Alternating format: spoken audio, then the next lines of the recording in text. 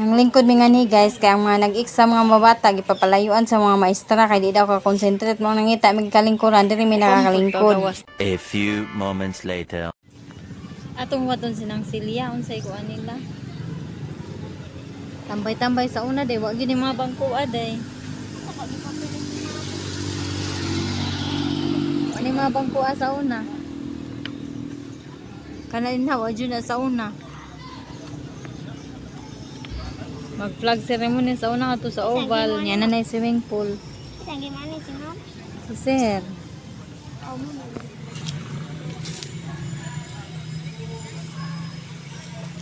Mahinlo na ni din. Klase, mag face to face na. First, ha? Ano ba na kung di pa? Ito bang kayo?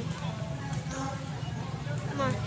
Kagwapa! Kagwapa! Kada kami kag-subscriber na dito. Hoy! Kita ko sa. Kagwapa ni mo. Lagi ko lagi ko. Nabahala ka na. Lagi ako. Magtapon lagi ko lagi ko. Alam mo, gisi siya kagwapa, oy! Oo, lagi ko. Si Melanie, ako dyan yung mga classmates sa high school. Oo, lagi ko. Mama, lagi ko ayo lalagi mo. Hello guys, nauli na mi. Magbuhat lang mi sa result sa exam. Kung di siya kapasar sa para sa special class, ay 105 naman niya. 300 kapin kapasar da. Ari, naman ko nito section nga idugang para sa Mandarin language. Ang katong mga wakapasar nindot pod Mandarin. Makamao silang Mandarin. Pero high school yapon. Unya kaning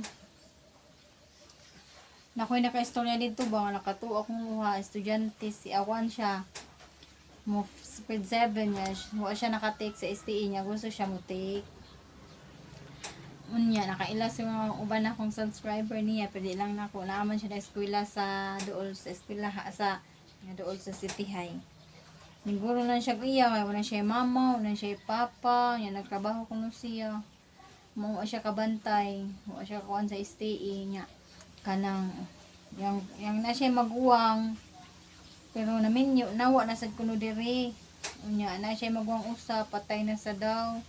Kay atake na ning pag-ingon niya nga naniguro na lang jud kog ako ti na ninto gid akong luha nang dali jud ko kanang taod sa akong face mask kay basig makakuan ba makahila ko tuda ya mga tutok siya na ako kay nang medyo niluha man ang mata ni puwa ba maayo kay niabot nga akong classmate nawa ang akong kuan basta kay naluoy jud niya milakaw ra sad siya kay daghan namin nagabot-abot naman ako mga hatang ni gid nag-abot-abot naman ang akong mga kauban.